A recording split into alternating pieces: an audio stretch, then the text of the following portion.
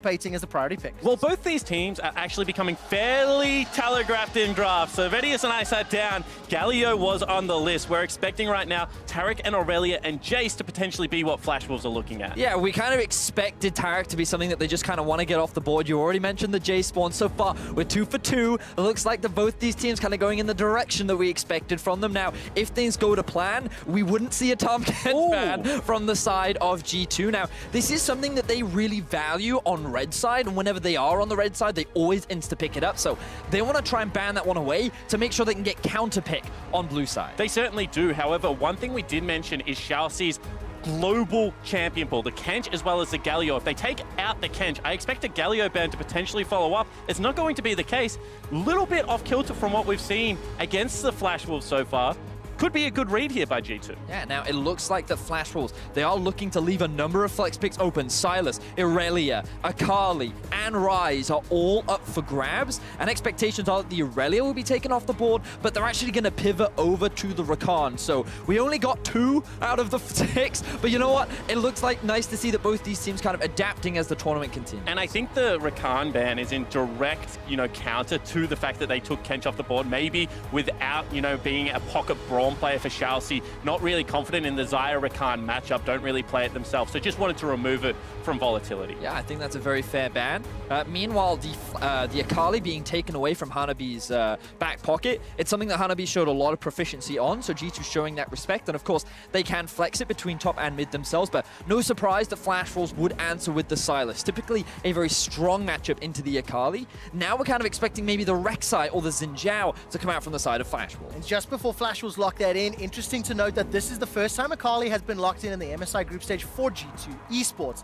We've seen the Sylas, we've seen the Irelia, and there is the Rek'Sai that you were anticipating. Now G2, where do they reveal their next pick? So we're expecting some bottom lane priority for G2. We think that they like to be able to secure a strong matchup and leave the ambiguity of a flex pick open here. We know that they've got terrific Akali players, and whilst we haven't seen it prioritized yet this tournament, I have no doubt that both Wunder and Caps will play this champion to such a high degree. Ooh, they're actually just going to leave the Ryze up and go for the Aurelia. Now, Wunder was the main Aurelia player during the regular season of the LEC, but when we saw it played by Caps yesterday, he didn't have the best of games, but to be fair, against Fongfu Buffalo, no one on G2 really had a good game. So now they're heading towards that direction. With their 2 solo laners picked up, I wonder if they're going to prioritize jungle or support right now. Yeah, and jungle would make so much sense to me, just because taking a half of a bottom lane isn't really going to protect you any from the draft. You can still be attacked down there. However, if they take away the jungle champion pool, then you can make the solo laners a little bit more of a liability, especially given the fact that Flash Wolves already had theirs available. To match the picks would also make a lot of sense for me here, Vedi. It's not what we've seen from Rather, but it does make sense when you have a look at what G2 solo laners currently bring. I would actually have loved to see the LeBlanc come out, because I feel like that it does fantastically into the Akali, and it kind of forces either the Aurelia to go into the mid lane, where you can then look to flex it around, or you can look to punish it with a Rek'Sai, but instead they're going to try and get Betty one of his big comfort picks. Kai'Sa was something that he played the most of during the regular season, and honestly, something he's played a lot of in this tournament. And they're now kind of setting up for either a Kai'Sa Galio or a Kai'Sa Nautilus, both very potent bot lanes for Flash Wolves. And the reason this is easier to do on red side is because they're going to be able to dictate the bans now. Then they will have first pick coming out of this stage of the draft as well. Ultimately means they can leave counter pick for Rather down to the very last pick if they wish to hide something as well. I like the adaptations in draft here from Flash Wolves. All right, we're into phase 2. Braum is banned away. Galio was banned during the first phase. Gangplank is now added to the pool as well. Just an interesting tidbit that both Perks and Wunder have run a unique champion every single game of the group stage thus far. If that Akali ends up in Wunder's hands and we see what Perks wants to run in the bot lane, there'll be a little shenanigans afoot, and there's a Kalista ban in phase 2. Wanted to tie into your point, Spawn, from earlier, where right now Flash Wolves are very clearly saying we're going for Nautilus. We're going to lock that one in. Your G2, we don't think you're going to have many answers to it, but right now I'm thinking of something like the Morgana. And the fact that G2 have chosen not to ban the Nautilus suggests to me that they must have something prepared, and they're more than fine giving that pick over to Shalcy. Especially when we've seen G2 run multiple different kinds of counters. The counter where we're going to try and run something to beat you in lane, or that we're willing to hold up 2v1 in this lane and potentially look to roam around around the map. That's the thing that gets fans excited about G2. They don't play the League of Legends necessarily by the similar rules as other teams, and they are willing to flex that. Ooh, we're actually seeing a pivot, so Flash Wolves taking it to the next level, and oh, hang on, immediate Draven lock-in. We'll get to that one in the second, but there's the Morgana that we were talking about, Spawn. The thing is from Flash Wolves is they wanted to have the choice to go for the counter pick. The problem by not locking in the Nautilus right now, well actually I say the problem, the advantage of not locking in the Nautilus now is they can pivot away from playing into the Morgana. I'd be very surprised if they voluntarily pick this matchup because it gives a lot of bot lane priority over to the G2 duo. And not only that, you'd have counter pick in both positions now. You know, Draven historically has been seen as that counter pick to the Kai'Sa, just out ranges, out damage early in the game. So Flash will say, you know what, we team fight, we pick for team fight a lot in the bottom lane. We're still going to stick to our guns. But you would have to say that the way this draft went is heavily G2 focused right now. The flexibility of the solo laners, the tie-in jungler for the top side of the map, and then counter pick bottom lane. Kind of every box we wanted G2 to hit coming into this game. I feel like G2 can be very happy with their draft, and we didn't touch much on the Sejuani, but it does bring that extra engage for the team that has multiple split pushes. So even though Akali and Aurelia often work in this 1-3-1, Akali and Aurelia often one of the best split pushes at team fighting as well. So you combine that with a Draven with a Black Shield and the Sejuani ultimate, G2 have options to fight around these neutral objectives. In saying that, Flash Wolves is all about the team fight, so I don't expect the collapse to come in. I expect the isolation, the separation, play the map, get the experience leads, because we saw against Flash Wolves yesterday, TL kept fighting and they just kept losing against this LMS squad. Oh, it's going to be interesting to see what G2 can put on the board. Perkz is his third Draven game this year. He's won one and lost one back in the LEC, but the stakes are significantly higher. If G2 Esports take down Flash Wolves right now, they will guarantee themselves a spot in the best of fives, in the top 4 at MSI going into the semi-finals. G2 Esports, let's find out whether or not they can do it as they take on Flash Wolves here.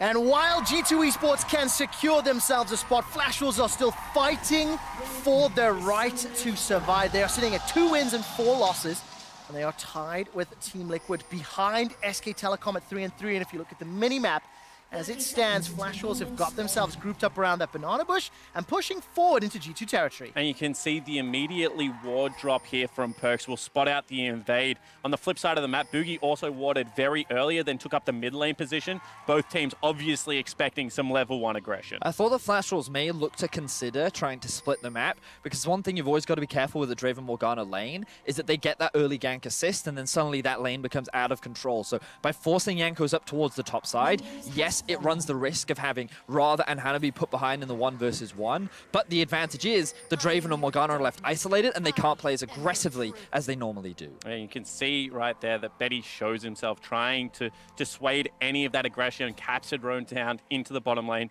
They obviously do want to protect Boogie's positioning on his first clear. Would not be surprised to see, you know, as you mentioned, the convergence of the jungler around that bottom lane Scuttle Crab and the fight for priority to be very hard. We'll see whether or not any engages come from that Scuttle Crab spawn. I'm taking a look down. Summoner spells, a couple of teleports on both sides of the rift in the solo laners. Conqueror obviously sitting on both sides, solo laners for G2. And of course the Klepto Draven, something that we have seen a fair amount when Draven is played this year. But also the Exhaust sitting on top of the Morgana as well. Typically, when you're drafting in a Draven lane, the Ignite adds that extra bit of kill pressure. So the Exhaust is saying, you know what, we want that extra bit of survivability, but it's so valuable against Kennen in these team fights. If he's diving onto multiple members, the amount of damage mitigated thanks to that Exhaust can shift a team fight into G2. Especially given the fact that they want to play heavy lane bully. Hook will go wide there from Xiaoxi. You don't have the luxury of running the spellbook right now for Mickey because you want to win the lane. The Guardian's going to be incredibly important, so I do like that he's just committed to that summoner spell for the late game team fight. And this is interesting to me from Flash Wolves because they're converging on the top side of the map as well. Could have been maybe a wave stacking into kind of be quicker than he would have liked, so therefore jungler has to path towards it. But Boogie ending up on a side of the map where I would expect Hanabi in the early stages to try and play a little bit safer given, you know, the synergy between something like a Sejuani Aurelia game. Yeah, I'm actually very surprised because in terms of the pathing, Boogie started on his blue. He then went to red into top... Krugs, that's the Badger. And then so he actually had no priority over either Scuttle Crab, meaning that he relied on his bot lane to secure it. And if Sejuani had taken that path, then she could have potentially secured bot Scuttle into top as well. So yeah, I feel like it was a bit of a dangerous path, but it does guarantee him level 3. And now he's going to convert it into the Raptors as well. So my assumption here is, given the fact there's a Targons in the bottom lane and maybe a little bit more AoE coming out of something like a Kai'Sa, worried that with, you know, Silas, who we always talk about the push, bottom Crab was going to be off kind of the card. So Wonder fought for priority very nicely. Hanabi didn't want to give the gank over. And that's why, you know, potentially Jankos was looking at the top Crab and Boogie just backed away completely. And there we go. No shenanigans afoot as Wonder's able to farm up underneath the tower. And we'll see what sort of impact this has in the coming minutes, because Mickey and Perks slowly pushing that wave back, but it does meet somewhat in the middle as Boogie has recalled, as has Jankos. They've both picked up those chilling smites and now starting to make their way down towards the relative lanes. Now, I want to draw viewers' attentions to the rune choice coming out from Caps. We've seen a number of Akalis playing mid lane up against Silas, and one of the most common rune choices that you'll see is Fleet Footwork, because when playing up against the Silas, you often lose a lot of early game trades, which means that you want to go for a little bit more sustain, because whenever this happens, you want to be able to fight back, right? So you run the teleport, the Fleet Footwork, and you just try to get to laning. You're just trying to want to scale up, get that first item. But by going for the Conqueror, this suggests to me that he's looking for those more drawn-out fights and like constantly building up those stacks, hoping that he can out-trade the Silas later on. I completely agree. I think that this is a side lane rune choice when we have a look at it. I think that if you're running something like the Fleet, it's because you're worried about getting through lane. Cap's obviously trusting in his individual skill to be able to do that. We see even further aggression down in this bottom lane.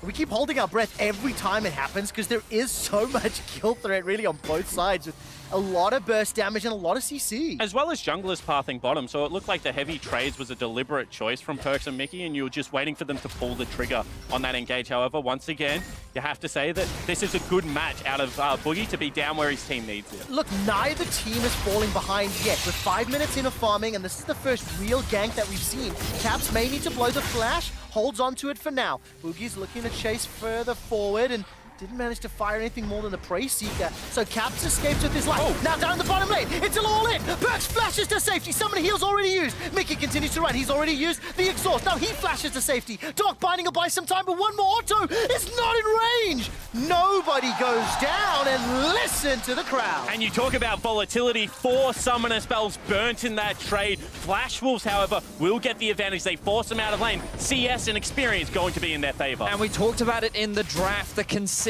that's been coming out from Betty this tournament.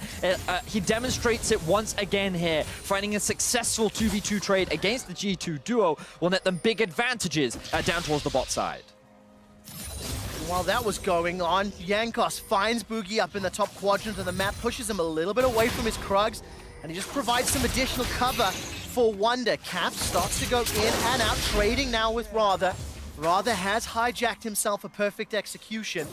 We need to keep a close eye because either of these champions can just insta-burst down. Dark Binding finds a target. Mickey, only level 4, can't chase further. Rather, decides to chase away. Caps has gone too deep, caught by a dredge line, and he bit off more than he could chew. And once again, credit to the support staff of Flash Wolves because they are tracking the G2 members. Second to the gank, but it pays off. And Flash Wolves, they didn't even have any vision on the minimap. It's just a tendency that we often see from Mickey, where after he does his first base at level 4, he looks for a roam, but Xiaoxi is there to match. Boogie, fortunately, is in a position where he can help with the counter gank, and the moment Caps tries to dower dive, he immediately gets punished. Beautiful stuff from the Flash Wolves. They get first blood. Eyes on the dragon as well. You can see Perks dips his head into the river afterwards. And initially, this looks great from Mickey. It gets the ultimate out. You do have to question the over-aggression. Caps, even if he had have picked up the kill, certainly would have needed to burn a summoner spell at the minimum. Bit a little bit too far. And Great execution there from Radha as well, because the moment that Caps was underneath the tower, Radha hits him with the W, gets a huge burst of heal as well. So all that execution damage that's supposed to come out from Akali, it looked like he didn't even do any. So there was no situation where he could trade the 1-for-1, and Radha comes out on top. I feel anxious as a European viewer now when I see Radha's competency on the Sylas. He has been going toe-to-toe with Caps and willing to pick out his fights and trades. And, you know, he's got this advantage with the assist under his belt. And I need to see how this mid lane is going to continue to play out and whether or not Caps can, you know, control himself a little more. And honestly, this ties back in with a bit of a criticism that I've had for G2 over the last few days, which is that their early game seems to have gotten worse from what we saw in day one throughout the rest of the tournament. And like, you only have to look at their Fongfu Buffalo game yesterday to really iterate how poor some of their early game decision making has been. And whether it's due to confidence or whether it's down to poor execution, G2 have fumbled, and it is ways in which teams have found avenues to attack them. But you do have to draw to the mental fortitude that they have, because it looks like in these games, it's not really getting on top of them. Sure, they've had some rough early games, but against SK Telecom, it was a similar story. They stuck to their plans. They're very coached, and they're just able to continue into what wins them games, even with deficits. So whilst they have made a fumble here, I have no qualm saying Caps will fight his way back into this game. Absolutely the case. I mean, it's a 600 goal lead in favor of Flash Wolves. This is by no means game winning yet. Just as an update, the players on stage have requested the stage lighting be adjusted for their comfort. So while we tweak some of the lighting on stage over in Vietnam, we'll carry on chatting about this matchup. But I just want to allude to the G2 mentality. This is a squad of friends and jokers and jesters to a degree. And losing even in some of the manners they had, like to PvP yesterday, I don't believe it weighs on a team like this because of the way that they approach the game and how their team environment is built. Yeah, absolutely. And I think that this is a team that has like the great, you know, championship mindset coupled with some hungry players from teams that didn't necessarily have the success that they wanted on the international stage. Some veterans, some new blood in there as well. They seem to have got that perfect balance of what you need to bring together. And then they're also selfless when they play the game. That's the most impressive thing to me. We talk about these super teams. The fact that everyone can carry on this lineup and they let everyone carry is just so impressive. And you know, there's a lot of similarities when you look over at the Flash Wolf roster. You know, they had to rebuild around Betty, who has been sort of the mainstay carry, but Radha, who I was not a huge fan of at the beginning of the group stage, he has won me over. His Orianna play was almost like an assassin in the ways that he was making those shockwaves work, especially against the likes of G2 and Perks. And as we can see, Betty and Xiao Si, I thought there may have been some engages there from Jankos. It didn't work. Yeah, it certainly didn't want to pull the trigger there. I think, once again, just trying to allow his team to push in a little bit more safely. One thing I will say about G2 is this is Flash Wolves, this is a team that didn't have the best regular season. However, came into the best of fives very prepared, especially the Mad team best of five. And I think that even throughout, you know, the play in BO5, they showed that they are very good at scouting out what a team wants to be able to do and then enacting the counterpoint for it. And what's fascinating to me about this Flash Wolves and the old iteration of Flash Wolves is the old Flash Wolves always used to come into tournaments looking extremely strong. They actually upset a lot of teams, and then eventually they'd get figured out. Whereas this team seems to be the exact opposite as they slowly start to ramp up. As Cat. Oh, Jankos just gets eliminated. Jankos was stood on top of a ward. He had his ultimate stolen away, and yet he still pathed down towards the bottom lane. Easy punish for Flash Wolves, and it's not a mistake you can afford to keep giving this team who is ramping up. Flash Wolves 2-0 up and now 1,000 gold in the lead. However, in this time, Caps has dug into Fog of War. Hanabi has a pushing wave. You can see how hesitant he is to go forward. So close. I'm waiting to see whether or not Caps jumps out. The observers have toggled the G2 and Flash Wolves' respective vision, so obviously Hanabi wasn't aware. Caps decides not to waste more time. The minion wave is crashing into his tower, and he's gone back. And you can see that potentially right now G2 want to play towards the top side of the map because they've got the two control wards in the bottom side river. This shows me as potentially a hook is on. All right, Dredge Line will find its target. That's an easy stun onto Xiaoxi, but Mickey's dropped so low. Whirling Death and one more spinning axe allows Perks to pick up the kill. I didn't see what the bonus gold was on the minimap. Rather had already left lane, and G2 are on the board. Yeah, they certainly are. That's a great gank enacted after, you know, this proper vision set up here for the G2 lineup. All right, another engage in the middle lane as Rather and Caps are trading back and forth. Hijack is on cooldown, so Rather can't get the perfect execution. And G2 Esports, they claw back the gold deficit. So even though we see Flash Wolves being the more proactive team in the early game, punishing the mistakes from G2, the gold is surprisingly even. A lot of it is coming down to the fact that Perks just picked up this massive shutdown on the Draven, and he is now sitting at a healthy amount of gold. He's actually built up a 500 gold lead up against his lane counterpart. But it's fascinating how Rather actually has an XP advantage in the mid lane. Betty is a whole level up over Perks. So, like, this game is still hilariously close, even though Draven just picked up a massive shutdown goal. And quite an early Ocean Drake picked up in what is becoming a volatile laning phase. Will swing this, I think, a little bit further into the Flash Wolves' favor.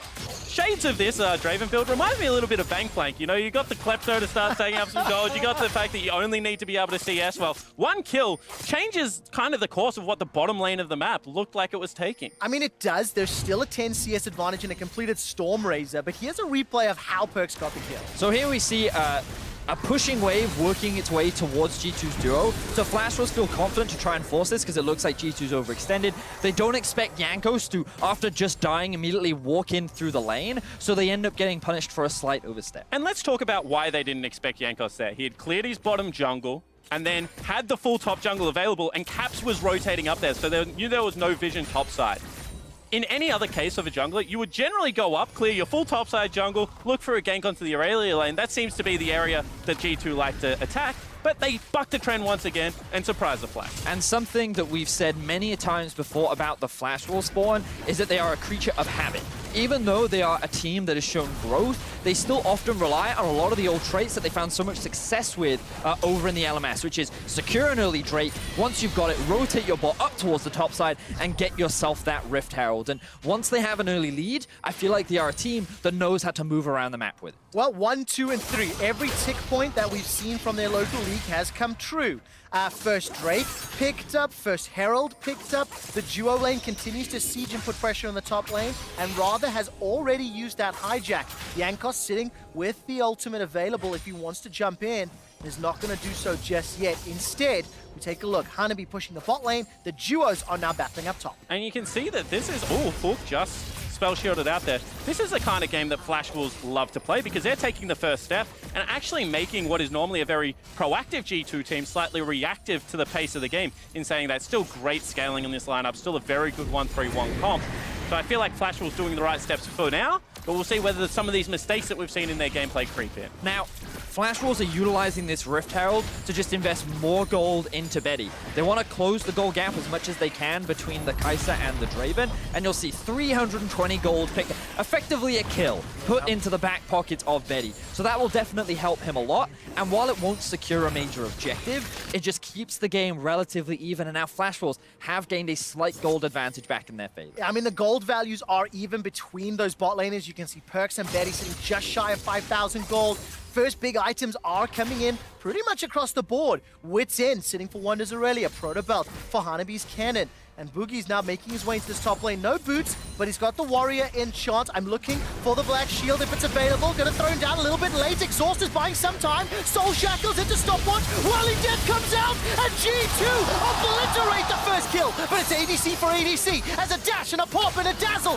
means that Caps gets on the board. Now Rather's taken down, and Hanabi runs for his life. Mickey with the beautiful Morgana play to set up the 3-man stun to allow the rest of Jankos to get that collapse. Teleports came in from all over the map, but it was G2 that ended up coming out on top. And it was because they arose first, Betty. This is a team that is so quick on the trigger.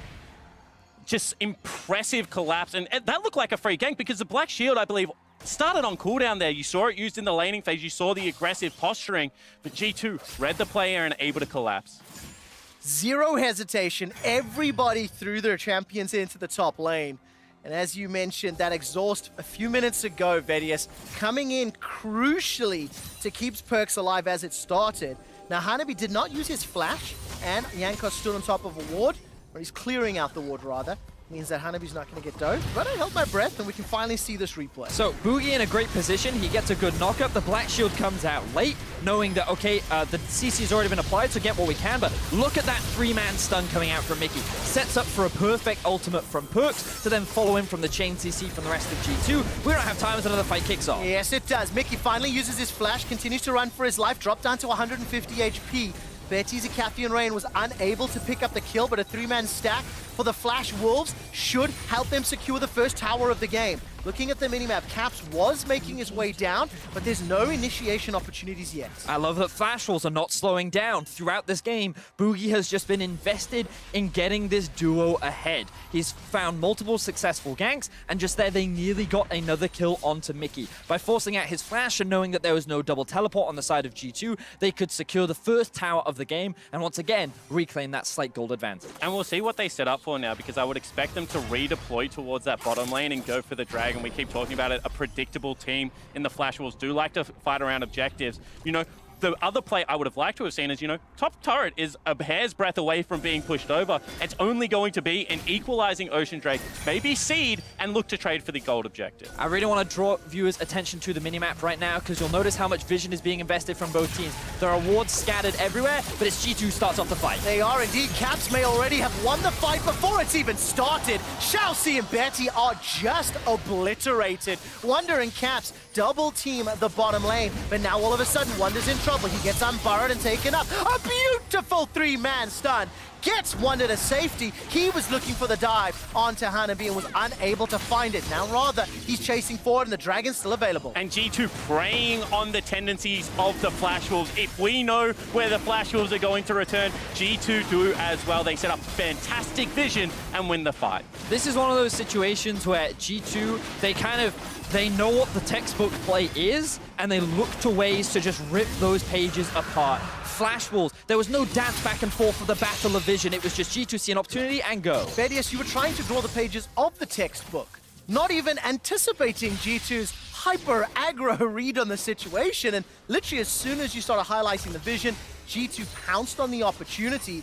And it's that decision making that is allowing G2 to sit in control of second place right now. Decisive, proactive play in the mid game. And I want to draw attention to the solo laner items of G2 right now. We've got a Wit's End picked up for Wonder, as well as the making of what is going to be the Burning Face Leandri's Torment for Caps. Now, why is that important? Well, double AP solo lanes, so the Wit's End going to shut down both those sides, and then matched with the Conqueror, the ramped damage as Caps stays in combat for longer and longer in this side lane, makes his build less bursty and a lot more, you know, continue to skirmish 1v1. Yeah, and I wonder if this is something that he's just specifically itemized for the Silas, but have a look at this. Caps just sitting in the fog of war right now, immediately just dives onto Betty and obliterates him. There's no answer. The rest of Flash Wolves are just kind of spaciously moving in towards the Dragon Pit, even though they have no vision. Remember all that vision we were pointing out earlier? They felt like they had a pretty good read on what the situation of G2 was. They were like, oh, they started the Drake. We can start to make our way forward. We can start to set up for this play,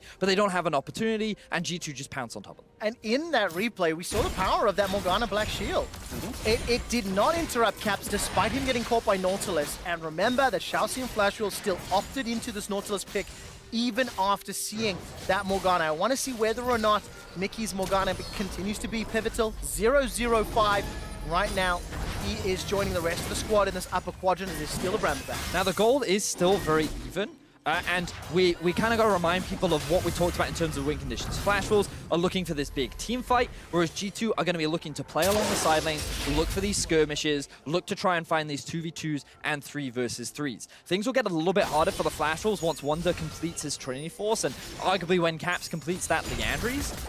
So what they're looking for is ideally a setup around the Baron, because while it is not spawning yet, they just need to buy their time, wait for those second items to be completed. Looks like Morello's going to be coming out from Hanabi. It looks like the Rage Blade is going to be coming out from Betty. Once those are done, then they're in a much better situation to find a successful 5 versus 5. Because we're looking at the earlier spiking, as you mentioned, Proto Bells coming out from the solo laners, the ability to explode onto a backline if the correct flank is found. However, this is where the 1-3-1 becomes oppressive to play under, because there is no objective to force the G2 lineup to go to. At this stage of the game, they're playing with push in all 3 lanes. Boogie has to pick his position. If you choose wrong, you will lose control of the rest of the map. Let's keep eyes on the vision and whether or not Flash Wolves can actually, you know, force G2's hands and try goad them or persuade them into that team fight spawn, because it is not an easy task. And you can see G2 1-3-1 enabled, Wonder in the top lane, Caps in the bot lane, Mickey, Perks, and Jankos after pushing the wave in have peeled away, and they're going to start looking at Rather in this top lane out of turret. You see Jankos just out of vision. And Boogie just dodging out of a bind as well. You can see how cautious they are moving through the jungle. This is what G2 do. They suffocate your vision. You must take the long way, and then they just pick up the gold. Beautiful execution of the 1-3-1 from G2. The important thing to note, once again, if I draw your attention to the minimap, see how the Akali pushed in the bot lane, walked up through river, and then again gained priority through mid, while the rest of G2 moved up towards the top side to then take down the tower. Excellently well done, and a great utilization of exactly what you were talking about, Spawn. Have priority in all 3 lanes, moving between them and slowly taking down these objectives. And what it is resulting in is a 1,000 gold lead for G2 Esports. 6 kills to 3, 1 tower to 1. Those big items have just been picked up. Spawn, Leandri's Torment for Caps, Trinity Force for Wonder, BT as well as another BF sword sitting in Perks' back pocket. So everybody is continuing to scale up. It's 21 minutes. It is still even gold. So as long as G2 can keep Flash Wolves at arm's length and use this 1-3-1 to their intended purpose, that's fine. But they've got to be very, very careful if a team fight breaks out, because as a death ball, Flash Wolves comp is terrifying. And that's why we're seeing sweepers with jungle and support off cooldown, because they have to get rid of the flanking wards. If they go for one of these plays, it's scouted out, there's a flanking ward, and you know Hanabi can get on the backline, it's a different tale, but as long as they play this controlled, measured style, there is no response right now for the Flash Wolves. All right, Caps has jumped in. He's still got that perfect execution.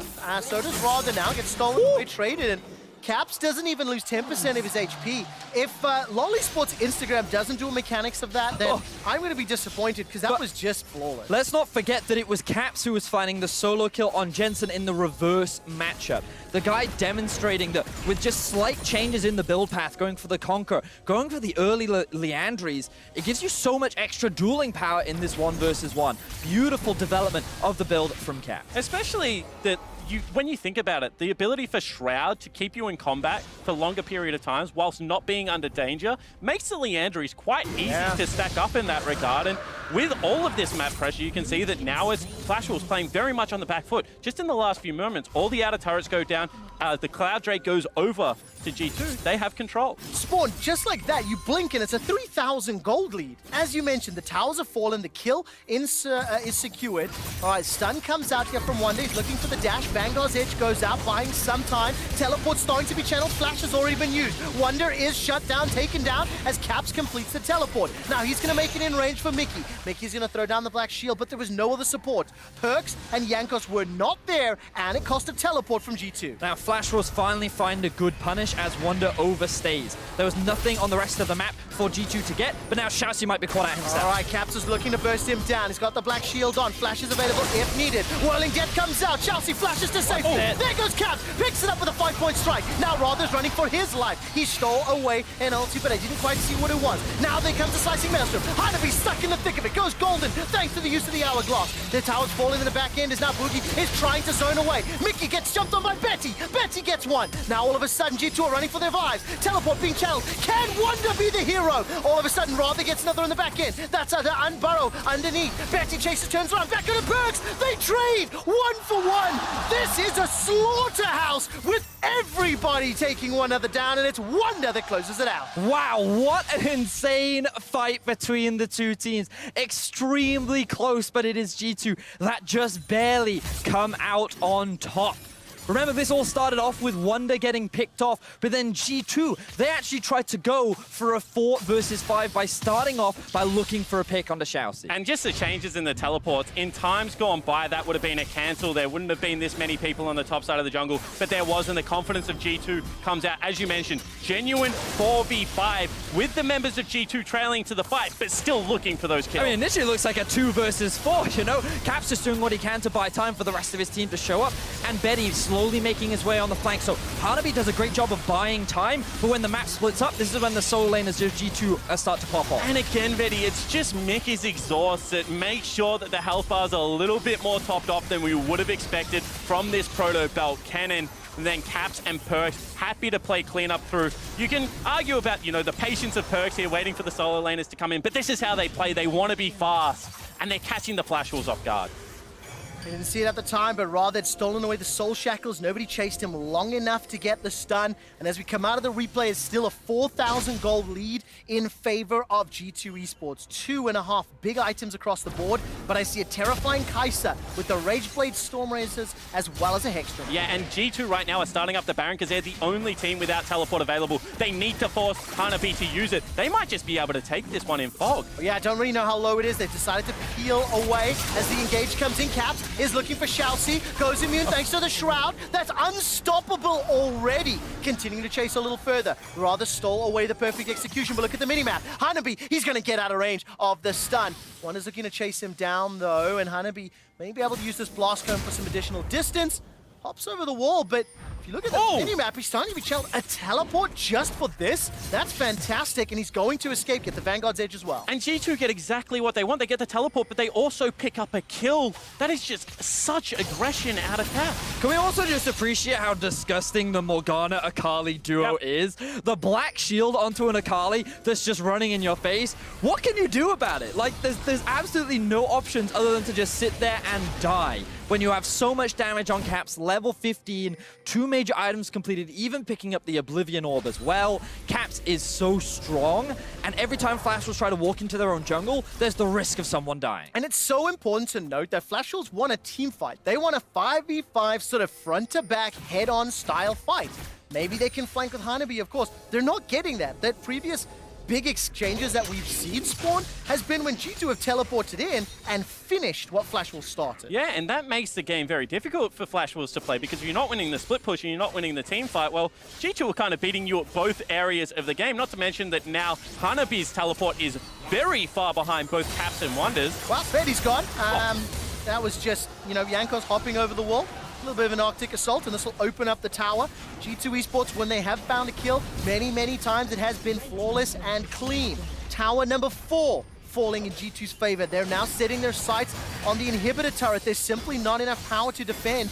Wonder's going to look for the stun and not find it yet. Where's the rest of the minimap? Rather, defending the top lane with the help of Boogie, and Perkz is now trying to push Hanabi away.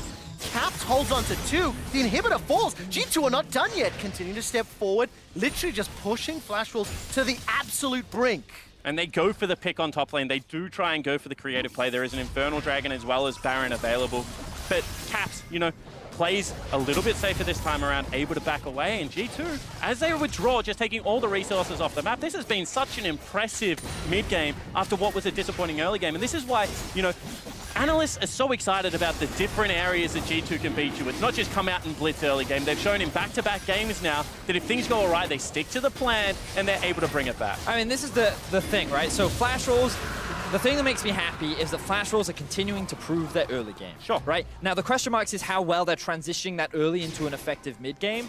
And unfortunately for them, one of G2's biggest strength is their 10 to 25 minute mark when they complete their first items and they can start moving around the map. And unfortunately, Flash Wolves haven't really been able to set up for a situation where they could get the ideal fight because, again, G2 are just so good at finding those small windows to look for picks, go for skirmishes, and find those small fights. And in so many of the plays so far, it's been that half a second, you know, very confident communication that it has allowed G2 to get the edge. They didn't play this game from an advantage. You know, they were taking 5v5 team fights, so not even necessarily with the better comp. But what they did have is the communication and the confidence to be able to go for their plays and secure it.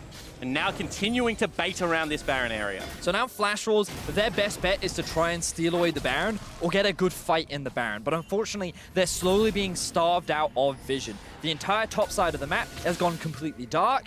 And the bright side for them is that G2 don't have necessarily the fastest Baron, but if you can't even approach the Baron, how exactly are you going to stop it? And if you can't win a team fight, because Mickey still has exhaust every time Hanabi comes in, regardless of whether it's a level 16 cannon, he's just been shut out. All right, Baron being dropped down, 50% HP. Boogie, Shalcy making their way up. Caps decides to engage. Remember that black shield does so much work. Baron's already picked up. Rather is now caught in and amidst the G2 members. He's trying to escape. He's got a stolen Morgana ultimate.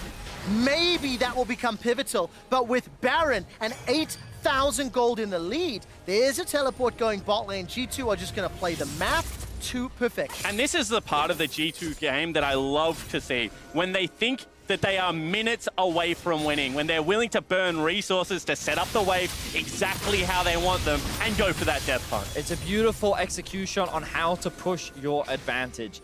They're not going too aggro, they're not taking these risks, and Flash Wars, the number of options that they have are dwindling.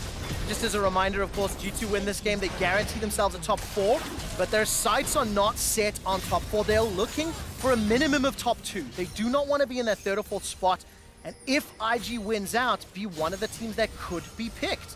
Let's see how this final siege plays out. Flash Wolves, on the other hand, they're still fighting. That's a gigantic spinning axe, but look at that. The Black Shield comes out. Perkz easily able to step away. Flashes to safety. The Whirling Death has already been thrown out. Vanguard's Edge comes down. Perkz takes out Rather. That's a stun onto Shao Si. He will be the next to fall. That's a double kill for Perkz, G2's captain. They turn their attention further. Hanabi, defensive slicing Maelstrom. He's running for his life. Perkz almost finds a triple kill. Not going to be lucky with a crit today. Stepping into the fountain. Not going to chase further than he needs to. The rest of G2 Esports are on the Nexus turrets. Perkz once more than the double, stepping forward, getting all the shields, getting all the heal. Nexus turret number 2 is the focus, and Perkz is keeping 3 members of the Flash Wolves inside their fountain. Caps dashes in and forced a flash out. The Nexus being ignored for now. The Winions are doing more damage. All of a sudden, Betty takes a couple of axes to the face as the Nexus goes down. G2 guarantee themselves a shot at the playoffs. And another decisive victory for G2 Esports. The early game, once again, they just allow it to come to them, explode through the mid game, 1 Baron into end. As soon as this team gets any advantage, they close. Yeah, it certainly was, and the way in which they moved around the map was beautiful. I feel